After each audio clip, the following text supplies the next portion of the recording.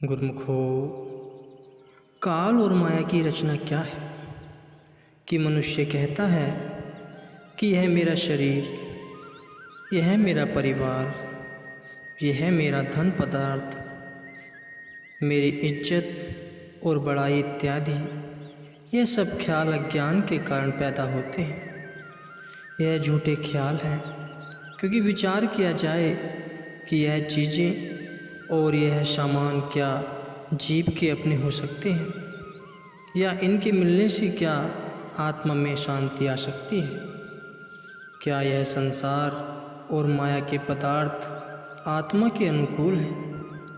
इसका अंदाज़ा इस बात से लगाया जा सकता है कि यदि ये सामान आत्मा के अनुकूल होते तो इनके मिलने से आत्मा में खुशी और शांति आती, मगर क्या इनके मिलने से आत्मा में शांति आती है?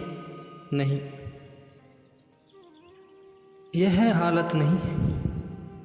बल्कि इन सामानों और पदार्थों के होते हुए भी आत्मा में अशांति रहती है। ऐसा क्यों है? इसलिए कि ये सब चीज़ें आत्मा की अपनी नहीं है और न ही इनसे आत्मा का असली संबंध और नाता है। आत्मा के अशांत और दुखी रहने का कारण यही है कि जिन चीज़ों से मन लगा है वह काल और माया की रचना है। इंसान भूलकर इन झूठी और बेगानी चीज़ों से मन लगा बैठा है, इसलिए दुखी है। यह जीव असल में धोखे में आ गया है और दुश्मनों के वश में पड़ गया है। काल और माया जीव के दुश्मन है, यह उनके अधीन हो बैठा है। अब जो कोई भी दुश्मन के धोखे में आ जाए और उनमें काबू न पा सके तो उसकी क्या हालत होगी? क्या कभी दुश्मन भी किसी को सुखी देखना चाह सकेगा या शांति दे सकेगा? नहीं, हरगिज़ नहीं। असल में जीव अज्ञानता और बेसमझी के कारण माया और काल की रचना में दिल फंसा बैठा है। अब उसके मन में यही विचार समा गया है कि यह सामान, यह पदार्थ मेरे, यह शरीर मेरा, यह परिवार इत्यादि मेरा। इसी प्रकार मैं मेरी का ध्यान पसारे हुए बैठा है, लेकिन इनमें आत्मा का अपना कुछ भी नहीं। यह तो जीव से भूल हो गई है। अब वह इस बुनियादी भूल को तो सुधारता ही नहीं, फिर सुखी कैसे हो? गुरुमुखो, इंसान अपने सांस से ही भूल बैठा है। पूछा जाए तू कौन है, कहता है कि मैं हूँ, लेकिन वह मैं क्या जीव है? यह मेरा सिर, ये मेरी आँखें, ये मेरे कान, यह मेरा मुख, ये मेरे हाथ, यह मेरा पेट और ये मेरी टांगें।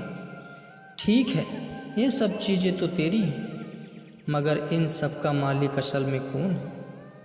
क्या यह शरीर है?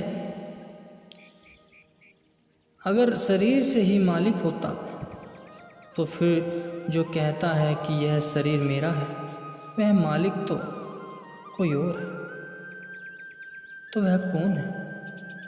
वह आत्मा है। अगर क्या आत्मा से इन चीज़ों का हमेशा का संबंध है? नहीं नहीं, आत्मा का तो इन चीज़ों से मेल ही नहीं है। ये तो शरीर से संबंध रखने वाले पदार्थ हैं। गुरुमुखो, अब मनुष्य यह चाहता है कि इन सांसारिक संबंधों और पदार्थों पर उसका कब्जा बना रहे, तो यह कैसे संभव हो सकता है, जबकि इन चीज़ों के साथ उसका असली संबंध ही नहीं है। अथवा यदि वह चाहे कि इन बाहरी सामानों से उसे सुख शांति मिले, तो वह यह कैसे असंभव है? क्योंकि अपनी जिन्स वाली चीज़ के साथ तो मेल हो सकता है, मगर गैर जिन्स के साथ कैसे मेल हो सकता है? बस यही कारण है कि जीव दुखी और अशांत रहता है, क्योंकि उसका मेल गैर जिन्स के साथ हो गया है, जो कि बेउसूल और गैर कुदरती बात है। यह तो असल में आत्मा और ये समान आत्मा के नहीं है। बस यही तो भूल है। संत कहते हैं कि तुम शरीर हो और ये चीज़ें तुम्हारी हैं। जिस प्रकार सूर्य की किरणें जल के घड़े में पड़ती हैं और घड़े में सूर्य की छाया दिखाई पड़ती है, तो ऐसा मालूम पड़ता है कि सूर्य घड़े में बंद है। लेकिन क्या सचमुच ही सूर्य घड़े में बंद है? जब घड़ा फूट गया, क्या सूर्य भी फूट गया? क्या वह सूर्य की किरणें भी घड़े के साथ ही फूट गईं? नहीं, उसका संबंध सूर्य के साथ है। घड़े के साथ उसका आरजी संबंध था। वह संबंध घड़ा टूटने के बाद खत्म हो गया, मगर सूर्य के साथ तो उस किरण का असली संबंध और वह स्थायी है। इसी प्रकार ही रूह या आत्मा का शरीर के साथ मेल अर्जी है। शरीर तो एक तरह का घड़ा है जिसमें आत्मा का प्रतिबिंब या प्रकाश नजर आता है। अगर आत्मा तो एक किरण है जिसका असली संबंध कुल मालिक के साथ है। कुल मालिक सूर्य है और आज जीवात्मा उसकी एक किरण या अंश है। अथवा जिस प्रकार शरीर के साथ वस्त्र का मेल है, अर्थात वस्त्र शरीर को ढांपने वाला है, मगर वस्त्र ही तो सब कुछ नहीं है। असल चीज़ तो शरीर है। कोई वस्त्र को ही सब कुछ मान बैठे तो गलती है। इस प्रकार शरीर रूपी वस्त्र जीवात्मा का ढांपने का लिबास है। आत्मा इस शरीर के लिबास में लिपटी हुई है। अगर इसी लिबास को ही सब कुछ मानने लगे और अपने आप का ज्ञान ही न हो, फिर तो यह भूल है। इसी कारण ही जीव हर समय अशांत और दुखी है, क्योंकि गैर जिस चीज़ को अपनाना चाहता है वह अपनी बन नहीं सकती, इसलिए दुखी रहता है।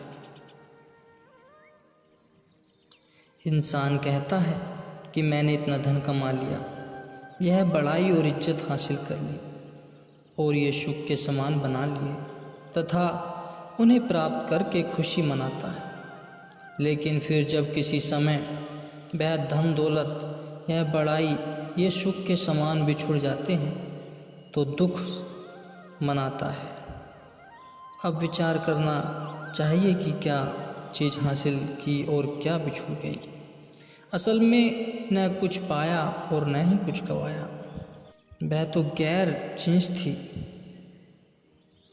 इसलिए जुदा हो गई। बेगानी चीज़ अपनी भला क्यों कर बन सकती है? बस इसी प्रकार आत्मा का बेगानी चीज़ों से लगाव पैदा हो जाता है और बेगानी चीज़ें अपने बन नहीं सकती। यही परेशानी है।